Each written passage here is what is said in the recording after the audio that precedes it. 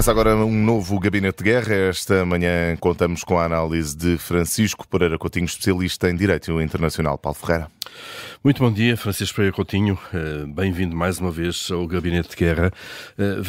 Propunha olharmos aqui para o Médio Oriente. Benjamin Netanyahu reafirmou ontem que não aceitaria qualquer acordo que, no fundo, exigisse o fim da guerra em Gaza. O primeiro-ministro israelita só aceita um cessar-fogo parcial, que facilita o regresso de alguns prisioneiros ainda detidos em Gaza, e mesmo assim, não necessariamente todos.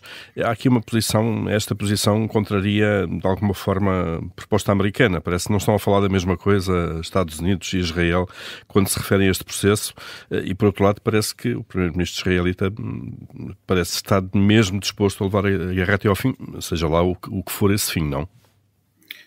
Bem, bom dia, Paulo. É isso mesmo. Não só a proposta americana, como a própria proposta dele, não é? Porque a proposta americana aparentemente baseava-se numa proposta do próprio governo de Israel.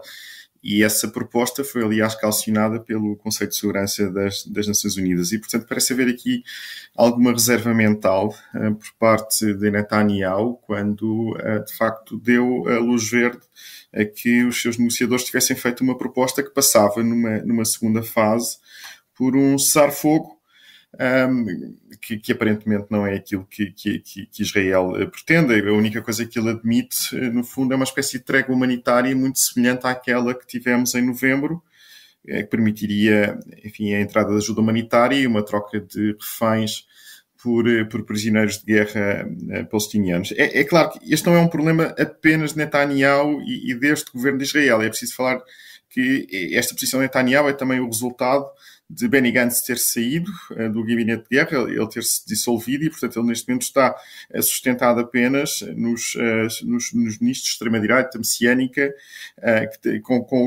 que lhe dão maioria no Parlamento. Uhum. E sabia-se que esses ministros nunca aceitariam um acordo de paz, um acordo de cessar-fogo que implicasse o fim das hostilidades. E, portanto, esta posição talvez se explique por isso, não é? Pela circunstância atual. É também preciso dizer que o próprio Hamas não aceitou aquele plano naquelas condições e foram feitas várias exigências que seriam sempre inaceitáveis para Israel, por exemplo, a retirada da IDF, do exército de Israel, ainda antes de libertarem reféns. E, portanto, neste momento, aparentemente, não há interesse nem de Netanyahu e deste governo de Israel, nem do Hamas em termos um acordo de cessar-fogo que pusesse fim às hostilidades. Uhum.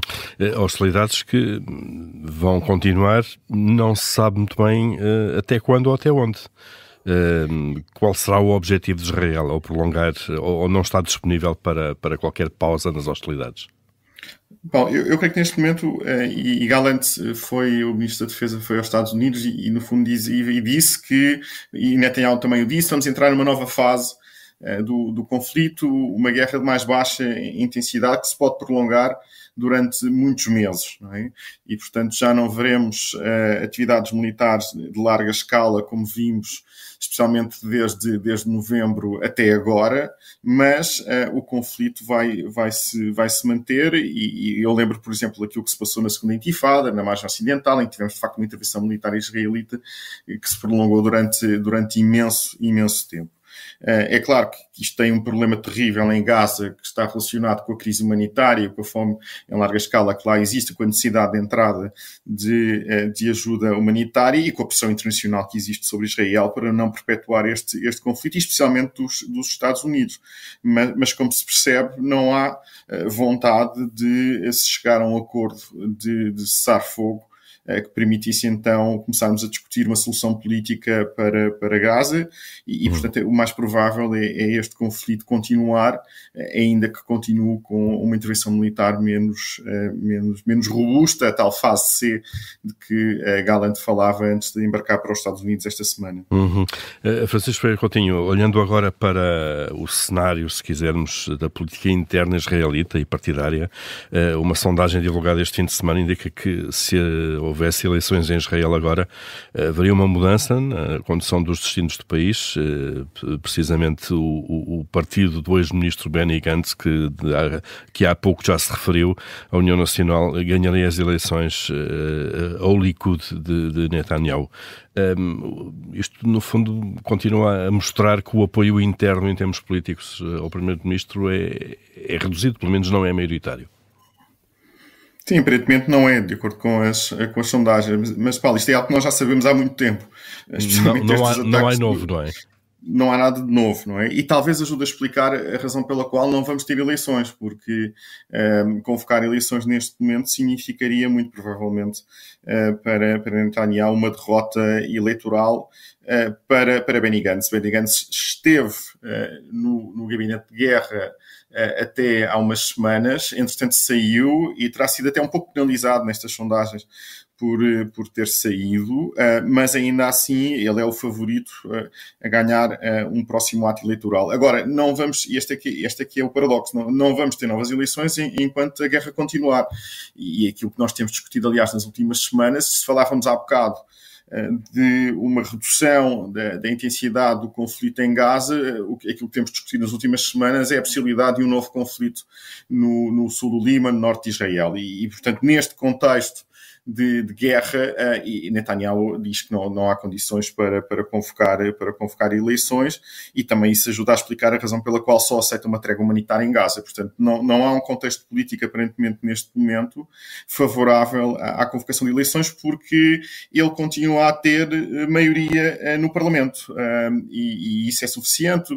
Israel não tem uma Constituição em sentido documental e, portanto, para haver eleições seria necessário que ele as convocasse ou que o Parlamento se autodissolvesse. E isso aparentemente não vai acontecer, porque se tivéssemos eleições, então iríamos ter aqui uma mudança, ainda assim à direita, não é? Portanto, Benny Gantz é um partido da União Nacional, um partido também de direita, mas aqui a distinção em Israel neste momento é entre a direita e a extrema-direita, aparentemente, para governar o país. Mas ainda assim seria seguramente uma liderança política um pouco diferente da de Netanyahu, porque Gantz sempre foi muito mais favorável, pelo menos, a um acordo de cessar-fogo, algo que Netanyahu sempre recusou e também continua sem apresentar qualquer tipo de solução política para Gaza, que era algo que Gantz exigia e fez um ultimato, e esse ultimato não foi respondido.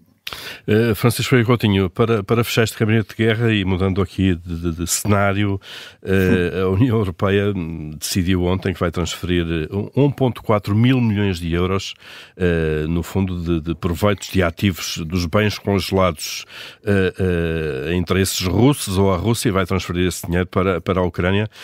No fundo, há aqui uma justiça posterior de pôr a Rússia de alguma forma, de forma indireta e contrariada, a suportar algum esforço de guerra da Ucrânia?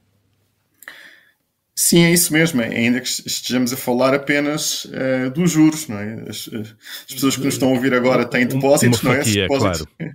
Têm depósitos, esses depósitos rendem juros, e é exatamente isso que estamos aqui a falar. Em fevereiro de 22, os bens russos que estavam no Ocidente foram arrestados, congelados, e esses bens estavam investidos, por exemplo, em obrigações, e entretanto foram convertidos em depósitos. Esses depósitos rendem juros. Agora, há aqui uma discussão no direito internacional sobre se seria possível confiscar simplesmente estes bens juros. Isto é algo que os Estados Unidos têm procurado sugeriram, aliás, que se fizesse, mas o problema é que a maior parte dos bens russos estão na Europa. Há aqui questões de direito internacional sobre a licitude desse simples confisco. Agora, algo que é mais simples, e é isso que está a ser feito neste momento, é simplesmente nós tributarmos quase a 100% os proveitos desses bens russos, e é isso mesmo que vai ser feito agora. E, portanto, vamos tributá-los e vamos utilizar esses proveitos para ajudar a Ucrânia, comprando armas para a Ucrânia se defender da Rússia. Portanto, nesse sentido, há aqui uma certa justiça poética, não é? Portanto, no fundo, estamos a usar os bens russos para comprar armas para que a Ucrânia se defenda da agressão russa. E tudo isto é lícito. Esta questão relativa à utilização dos proveitos dos bens russos não levanta tantas questões como a simples utilização dos bens russos para pagar, por exemplo, reparações que são devidas à Ucrânia, mas tudo isso terá que ser discutido uma vez concluído o conflito e não ainda nesta fase. Portanto, aquilo que foi feito é uma forma ardilosa de utilizar alguns recursos que são gerados por estes bens. E depois há outra coisa, Paulo, se este conflito perdurar durante muito tempo, a certa altura, enfim, os bens russos perderão qualquer valor e vamos utilizar só os proveitos desses mesmos bens. Mas, enfim, ainda só passaram 2 anos e, portanto, isto é uma forma de utilizar já alguns desses proveitos. E estamos a falar de quantias enormes. Só os juros, nesta fase, estão a render mais de 1.000 milhões, não é? Porque exatamente. Estamos a falar de facto, de valores impressionantes. de uma forma genérica dos ativos que foram congelados do Banco Central da Rússia. Os ativos que o Banco Central da Rússia tinha no exterior e que foram imobilizados, na altura congelados, e então estão agora a render esse juro. Portanto, são ativos... Quando se fala de bancos centrais, estamos a falar de muitos zeros, não é?